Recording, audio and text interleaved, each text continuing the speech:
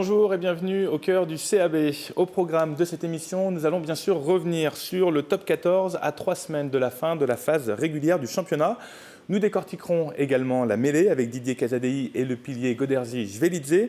Et puis nous nous projetterons sur les 3 derniers matchs de top 14, 3 matchs capitaux pour le maintien du club dans l'élite. Et pour parler de tout ça, j'ai donc le plaisir de recevoir le 3 quarts L du CAB formé au club, Guillaume Namy. Bonjour Guillaume. Bonjour. À vos côtés, celui qui a été élu homme du match par le journal La Montagne lors de la réception de Montpellier, le 3e ligne Saïd Irech. Bonjour Saïd. Bonjour. Et à ma gauche, celui qui a élu Saïd Irech homme du match lors de la réception de Montpellier, justement Benjamin Pommier, journaliste au service des sports du journal La Montagne. Bonjour Benjamin. Bonjour Laurent. Alors après 23 journées de championnat, le CAB occupe la 10e place du classement avec 48 points.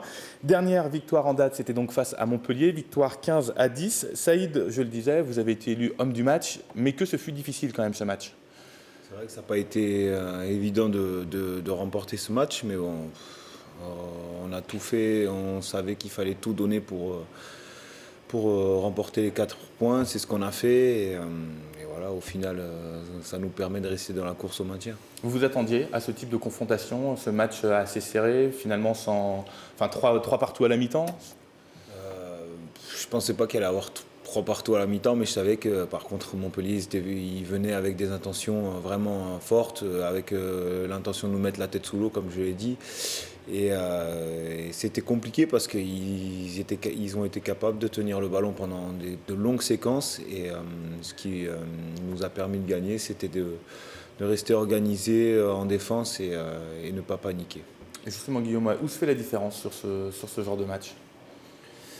La différence, elle se fait, comme le disait Saïd, sur l'organisation, je pense, c'est sur vraiment arriver à prendre le dessus sur cette pression un peu qui pèse sur nos épaules forcément avant des matchs de cet enjeu. Et on a réussi, surtout en début de seconde mi-temps, sur les 20-25 premières minutes, à vraiment imposer notre rythme quand même, à les mettre à la faute, à les mettre à mal. Et voilà, après c'est la réussite d'un buteur et c'est l'organisation et la discipline du groupe qui a fait la différence au final. Alors cette rencontre a succédé une autre rencontre difficile, c'était la réception de Lyon, rencontre que vous avez gagnée 22-20. On a le sentiment, Guillaume, d'un regard extérieur, qu'aujourd'hui il y a plus de fébrilité qui se dégage de ces victoires que de la sérénité finalement. Est-ce que c'est le cas? Mais de la fébrilité, je sais pas. C'est pas de la fébrilité. Je dirais que c'est plus, c'est dû au fait que c'est le contexte. On a des matchs qu'on joue toutes les 2 semaines et c'est des matchs à chaque fois coupe-gorge, quoi. Si on gagne, on vit. Si on perd, on meurt. On s'éloigne vraiment de cette qualification pour le top 14 de l'année prochaine. Donc c'est clair que dans les têtes, c'est compliqué à gérer quand même ce genre de situation et donc c'est vrai que peut-être on se resterait un petit peu sur notre jeu. Ouais. D'accord. Alors justement, lorsqu'on s'était quitté ici en plateau le mois dernier, où on recevait François Darros et Arnaud Mignardi, en gros, ce qui ressortait à la fin de l'émission, c'était que si Brive remportait ses 2 matchs à domicile, Brive faisait un grand pas vers le maintien. Brive a gagné ses 2 matchs à domicile. Brive a gagné une place au classement, puisque lors de la dernière émission, vous étiez 11e, maintenant vous êtes 10e. Mais paradoxalement, le club a également perdu 5 points par rapport au premier relégable. Qu'est-ce qu'on peut tirer comme enseignement, Benjamin, de ces 3 dernières journées? Que le CAB a gagné ses 2 derniers matchs, on l'a dit, mais que les concurrents directs ont eux aussi gagné à la dernière seconde pour La Rochelle contre Toulon. Il y avait eu le match nul de La Rochelle contre le Stade Français. Castres est allé gagner à Grenoble aussi. Donc voilà, et Brive gagne, mais les concurrents gagnent aussi. Et le petit tournant, le petit déclic, c'est quand le CAB est allé perdre à Oyonnax 24-3. Cette même journée-là, La Rochelle s'est imposée à l'extérieur et Castres aussi est allé s'imposer à l'extérieur. Et c'est là que les taux s'est vraiment resserré. Ça veut dire qu'aujourd'hui, pour avoir le maintien, gagner à domicile ne suffirait plus. Il faut de toute façon faire un peu un exploit à l'extérieur. Ce qui pourrait être incroyable, si on en parlait tout à l'heure, c'est que si le CAB venait à gagner contre le Stade Français, ça ferait 12 victoires. Et le CAB ne serait pas forcément maintenu. Ça serait une première dans l'histoire du championnat de France qu'avec 12 victoires, une équipe n'arrive pas à se maintenir. Saïd, vous vous dites quoi justement quand vous voyez Castres gagner à Grenoble, puis battre Clermont, La Rochelle gagner à Bordeaux, vous gagnez à domicile et pourtant vous vous rapprochez de cette zone rouge.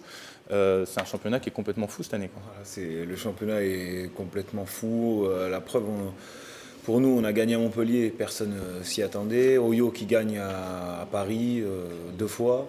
Il gagne à Clermont, La Rochelle qui va faire un match nul à Montpellier. c'est qu'il n'y a aucune équipe qui a lâché, mis à part Lyon qui a eu un peu moins de réussite. Mais il n'y a aucune équipe qui lâche et c'est vraiment compliqué comme championnat. On voit que Grenoble, qui s'était autoproclamé candidat aux phases finales, et maintenant se retrouve à jouer le maintien. Donc c'est chaud, quoi. Guillaume, c'est plus dur que l'an dernier. Le top 14 cette saison est encore plus... Parce que déjà l'an dernier, on le disait, c'était quand même assez serré. Enfin, c'est encore plus homogène. Oui, c'est encore plus homogène. Mais on le voit déjà au niveau des points. Entre le 7e et le 13e, il y a quoi ? Il y a une victoire. Voilà, il y a une victoire, donc c'est quand même exceptionnel, quoi. L'année dernière, je ne pense pas que c'était dans cette configuration-là. Non. Et déjà, on parlait d'un niveau record pour obtenir le maintien l'an dernier, en termes de nombre de points. Alors, parmi les secteurs de jeu qui ont particulièrement bien fonctionné face à Montpellier, il y a eu la touche, avec notamment 5 ballons récupérés à l'adversaire. Il y a également eu la défense. En revanche, la mêlée a un peu souffert. Alors, si la mêlée était une science, elle serait inexacte. Et l'alchimiste au CAB s'appellerait Didier Casadei. C'est justement lui qui nous en fait découvrir les rouages. Regardez.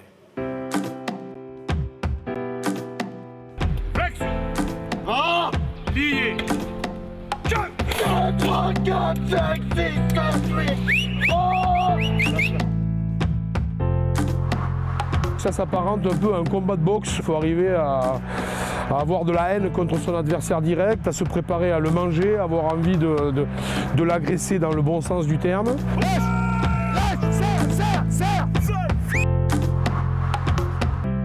Bon ben voilà le joug, c'est quelque chose qui fait 1,5 tonnes à peu près. Donc bon, les possibilités que j'ai, c'est de pouvoir régler sur la hauteur. La hauteur de la mêlée des deux côtés. On peut aussi serrer plus ou moins. Ce que j'ai, c'est aussi j'ai des appareils de mesure derrière là, qui me permettent de voir. Donc plus les joueurs rentrent fort, plus ils sont costauds, plus ça permet à cette partie de s'enfoncer. Donc ça me permet d'avoir disons une régulation au niveau de l'intensité, quoi. Je veux dire, voilà. Quand ils sont énervés, qu'ils dorment pas trop, qu'ils ont envie d'en découdre, ils sont entre 15 et 18. Les jours où ils sont feignants, ils sont qu'à 8, alors je m'en aperçois un peu quand même. Donc ça c'est au moins notre outil de travail, une grosseur et quart dans la semaine, toutes les semaines. La première ligne elle est en confrontation directe avec l'adversaire. Donc voilà, le plus dur c'est pour quand même les pilards et le talonneur. Voilà. Alors, le pilier gauche est un poste un peu plus facile, disons, parce que bon voilà, il est emboîté que sur le pilier droit, alors que le pilier droit est emboîté sur le pilier gauche et sur le talonneur. Donc il y a une pression qui s'exerce qui est beaucoup plus forte sur le côté droit de la mêlée. C'est pour ça qu'en général les joueurs les plus forts et les plus lourds et les moins mobiles aussi souvent sont positionnés dans cette position-là. Après les deuxièmes lignes sont là pour canaliser la poussée, avoir des serrages entre eux de façon à avoir une mêlée moins large. Moins la mêlée est large, mieux c'est, parce que bon voilà, on a plus de puissance sur 80 cm de largeur que sur 1,50 m avec les mêmes poids. Donc voilà, et puis les troisièmes lignelles, notamment celui qui est côté droit de la mêlée, en général je mets un troisième lignel un peu lourd de façon à sécuriser le pilier droit, et là il a un rôle un peu important de façon à bien être sur le cul de son pilier, et s'il est un peu emmerdé, venir un peu sur le pilier adverse. Voilà, il y a quelques détails importants, et voilà, je vais pas tout dévoiler non plus. Lié. Ok, c'est bon, on tourne. Kevin, elle est très bonne ta position, t'es bien serré. François, tu peux faire mieux au niveau de tes serrages. C'est le secteur le plus important parce que c'est un nid à pénalité, pour toi ou contre toi. C'est un secteur difficile à arbitrer, mais par contre très important parce que bon, la répartition des pénalités, en général, il y a entre 6 et 8 pénalités par match. Donc bon, si tu as la chance d'être performant ce jour-là et dominant, parce que bon, l'arbitre se base vachement sur le visuel, donc l'équipe qui avance quand même dans 90% des cas, elle est quand même récompensée. A contrario, quand t'es pas bon là, tu perds.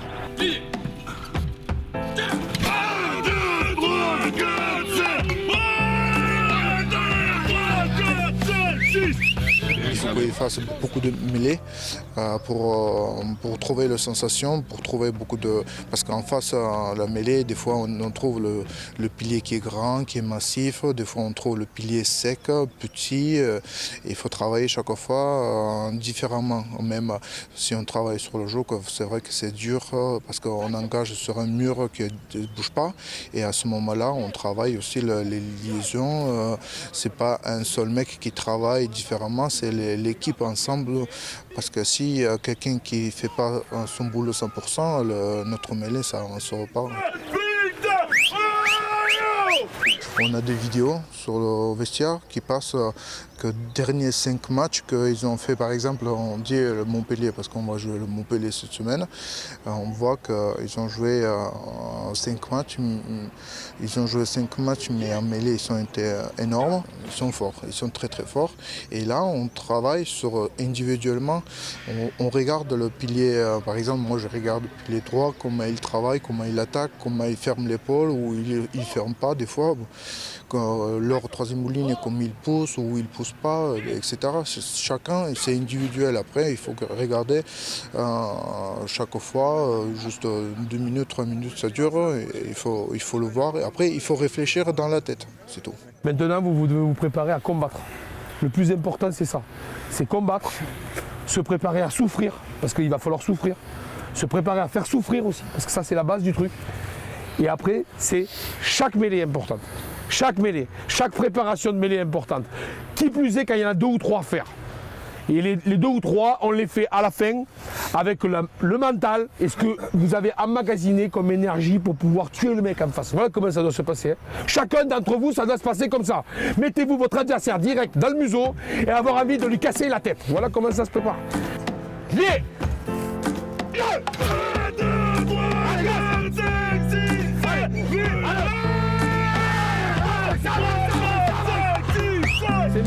C'est mieux, ça me va mieux ça me va mieux.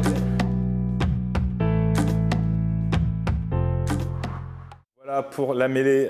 Saïd, vous n'êtes pas en première ligne, hein, vous c'est 3e ligne. C'est un exercice que vous appréciez, la mêlée, ou pas spécialement, c'est Pas forcément. C'est plutôt le travail, enfin, c'est plutôt la phase de jeu que les piliers et 2e ligne préfèrent. Mais c'est la base du rugby en fait, la mêlée. C'est ce qui caractérise le plus ce sport. C'est un affrontement direct entre 8 personnes, 8 joueurs. Et voilà, c'est une belle phase de jeu parce qu'il faut que tout le monde soit synchronisé, bien serré et pousse dans le même sens, forcément. Mais non, c'est une belle phase de jeu, je trouve. Benjamin ? Non ? Non, effectivement, Saïd, à la fin du match contre Montpellier, on en parlait.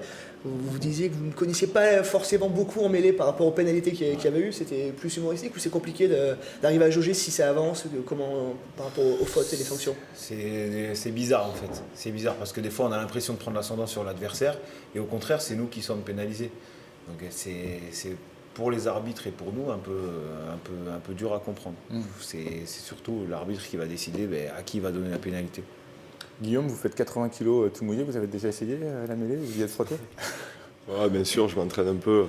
Je donne 2-3 conseils à Aubé de temps en temps, quand je vois qu'il a une difficulté.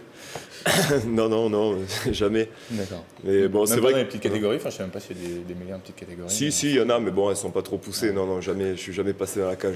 D'accord. Alors Benjamin, on l'a dit, la mêlée a souffert contre Montpellier. Après, on se souvient, face au Racing Métro notamment, ça a plutôt été un point fort de l'équipe. Aujourd'hui, quel bilan on peut dresser? C'est un point fort, un point faible de l'équipe Si on doit faire un bilan statistique, même si ça ne veut pas dire grand-chose, les 4 derniers matchs, le CAB a remporté 70% de ses mêlées sur ses introductions. Alors voilà, c'est un chiffre parmi tant d'autres, mais effectivement, contre le Racing Métro, c'est clairement le paquet d'avant qui a fait la différence. Voilà, ils ont littéralement dominé et submergé les avants franciliens. À l'inverse, contre Montpellier, il y a eu 4 pénalités sur introduction bréviste. Donc effectivement, ça s'équilibre à la fin, mais depuis le début de la saison, globalement, la mêlée bréviste est une bonne satisfaction. Alors vous, Saïd, votre domaine de prédilection, c'est davantage les plaquages, les rucks, c'est un peu à ça que correspond votre profil. Ça fait 3 saisons maintenant que vous êtes à Brive, sous la houlette de Nicolas Godignon et de Didier Casadei. Nous avons justement demandé à Casa ce qu'il pensait de vous. Écoutez. Saïd, c'est un mec qui est un soldat, voilà. C'est un soldat, quelqu'un de généreux, de volontaire, qui se dégonfle pas sur le terrain, qui est plein d'humilité, et puis c'est un plaisir de travailler avec lui parce que c'est un bon mec. Alors bon, il n'est pas toujours titulaire, il n'est pas des fois pas remplaçant, il est d'humeur égale, il est volontaire et je sais qu'on peut compter sur lui. Après au niveau spécificité, bon, le fait que ce soit pas par la taille ou par le poids un joueur très lourd ou un joueur très grand, donc bon, ça le limite un petit peu dans un registre de plaqueur-gratteur, mais qui est très important, hein. Donc voilà, son rôle, c'est d'être très actif. Comme je lui dis, tu dois courir comme un cheval, être partout, plaquer à tour de bras comme une tronçonneuse et puis être bon sur les contests. Alors c'est des endroits d'effets de jeu qui sont un peu aléatoires parce que des fois c'est des endroits où tu peux te pénaliser, quoi. Donc le tout c'est d'avoir la bonne énergie, d'être précis et puis de ne pas trop siffler, quoi. Après voilà, pour être encore meilleur, il faut qu'il ait sa capacité à se déplacer encore plus vite, être encore plus précis sur les situations, travailler sur son anticipation aussi afin de gagner du temps. Voilà, bon, déjà si j'arrive à s'améliorer de 10-15% partout, ça sera bien. Saïd, vous êtes d'accord avec ce que vient de dire Didier ? C'est le coach, donc il a forcément raison. Sinon je ne vais plus jouer du tout. Non, vous avez bien vraiment résumé. un rôle, on va dire, vous êtes tout le temps à la limite, hein, c'est ça, vous êtes sur les rucks, c'est des zones où c'est assez complexe, on l'a dit, l'arbitrage est aussi sensible là-dessus. Enfin, vous devez tout le temps jouer un peu avec les règles, c'est ça votre métier sur le terrain ? C'est être à la limite de la règle, ralentir ou gagner les ballons, gagner le plus de ballons possible ou ralentir le plus longtemps possible sans faire de faute. Et ça, pareil, c'est encore une fois l'arbitre qui va décider s'il nous accorde la pénalité ou s'il l'accorde contre nous, quoi. Donc, ce sont des zones tendues, mais on le travaille à l'entraînement pour que nos attitudes soient bonnes à chaque fois et qu'on soit pénalisé le moins possible. Benjamin, la troisième ligne, c'est vraiment des profils très différents finalement à Brive, alors peut-être aussi dans les autres clubs, mais là on l'a dit, Saïd a un profil ni trop grand ni trop gros.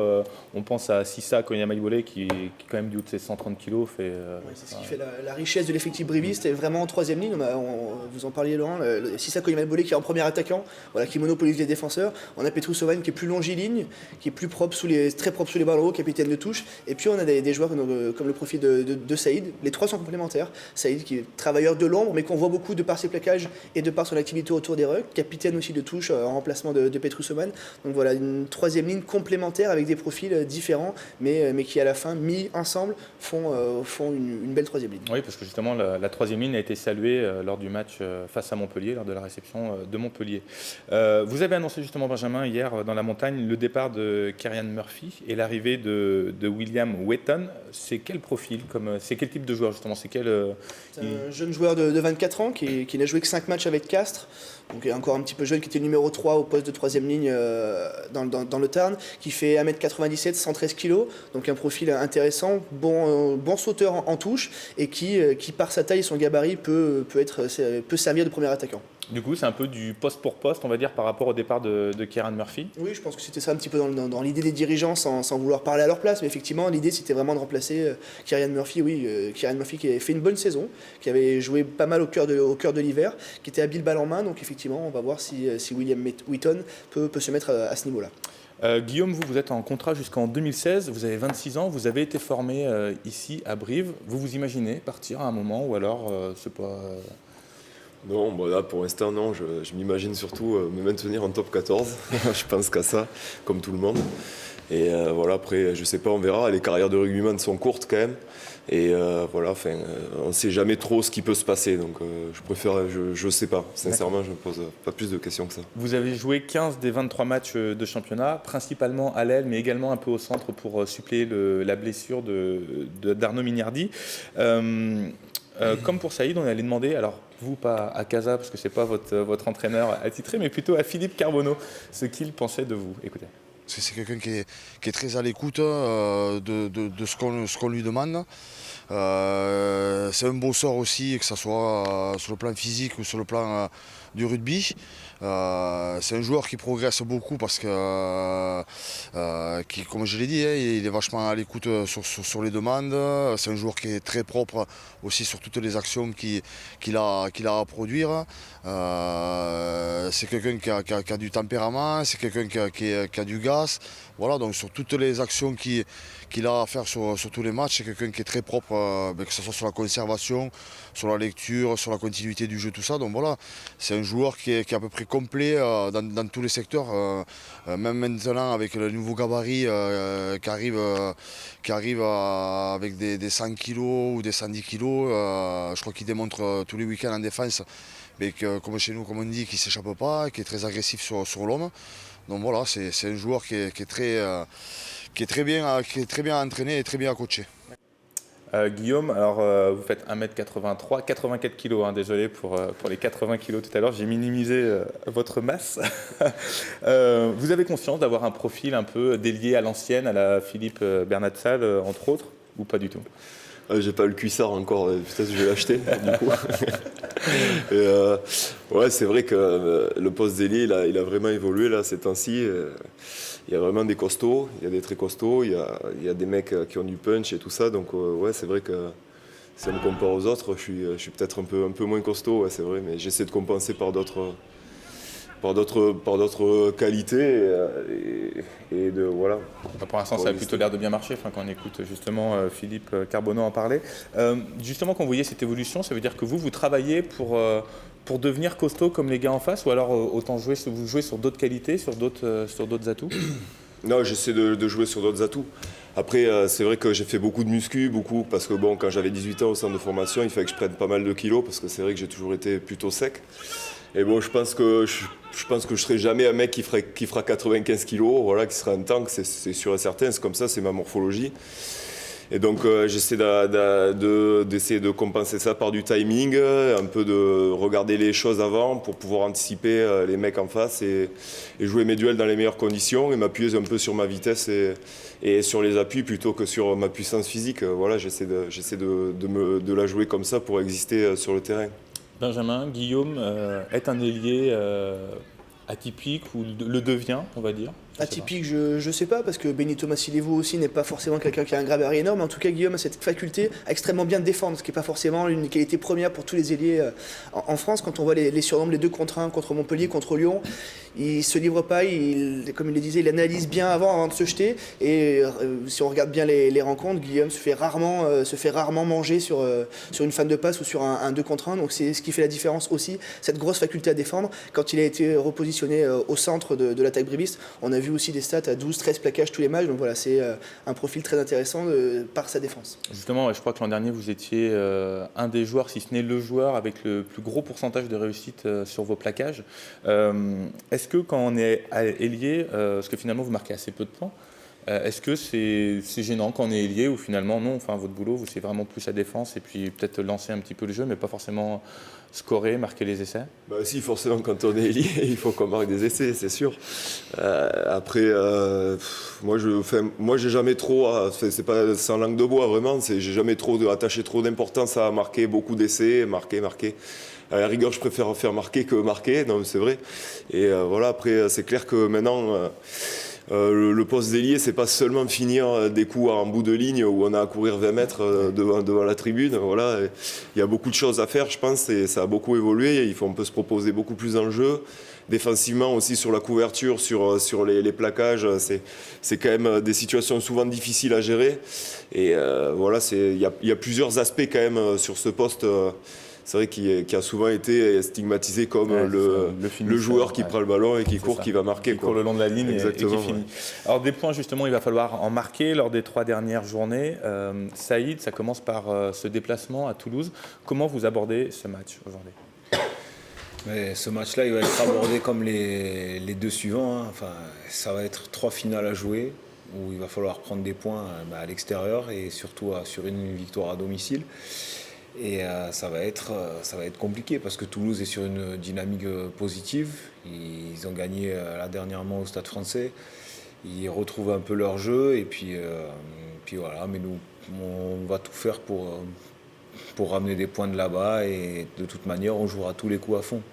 Benjamin, justement, il y a un coup à faire, ou il faut faire un coup. Aujourd'hui, c'est même plus est-ce qu'on peut en faire un, c'est on doit en faire un. Brive doit faire un coup. On n'est pas certain qu'une victoire, même si elle est bonifiée contre le Stade français, permette au CAB de rester en top 14. Il faudra aller faire un coup ou à Toulouse ou à Castres, sachant que dans le même temps, les concurrents directs, Grenoble va recevoir 2 fois, pendant que le CAB va se déplacer 2 fois. Voilà, ça va être compliqué. Le calendrier n'est pas forcément propice, mais voilà. La Brive a l'avantage, en cas d'égalité, a l'avantage sur Grenoble, en termes de goal average, désavantagé par rapport à Bayonne, donc il faudra prendre des points à l'extérieur. D'accord.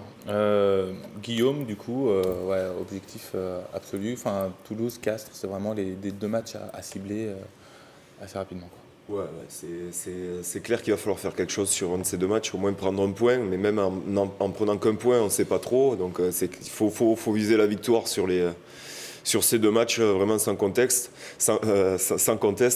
Mais c'est vrai que quelque part, ça serait mieux d'aller gagner à Castres, parce que bon, ça les mettrait définitivement derrière nous. Donc s'il y a un des 2 matchs si on pouvait choisir, on préférerait prendre Castres, mais gagner à Toulouse, ce serait pas nul non plus. Donc, non, il va falloir qu'on gagne un des 2 matchs. Il va falloir partir pour faire un coup, parce qu'on sait qu'on n'est pas à l'abri aussi qu'un de nos concurrents directs, eux, fassent un coup à l'extérieur, parce qu'on voit qu'ils sont en grande forme. Donc faut pas calculer, faut rien calculer du tout. Il y a rien qui est fait. Donc faut essayer de gagner nos 3 matchs. Là, vraiment, les adversaires, c'est La Rochelle, Grenoble, Bayonne, Castres. C'est vraiment ces 5 équipes-là qui doivent se battre. Ouais, c'est ça. On se tient en 2 points, en 3 points. Donc il reste 3 journées.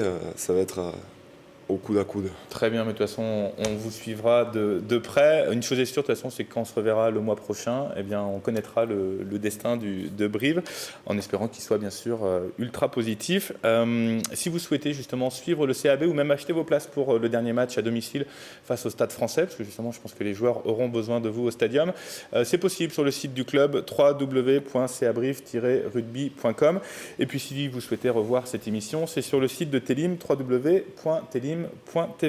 Merci à tous les 3 d'avoir participé à cette émission. Benjamin, on se retrouve le mois prochain. Vous amenez le champagne, hein, j'espère. Eh bien, espérons qu'on saura le champagne sur le plateau. Exactement, avec grand plaisir. D'ici là, très bonne journée à tous et à bientôt.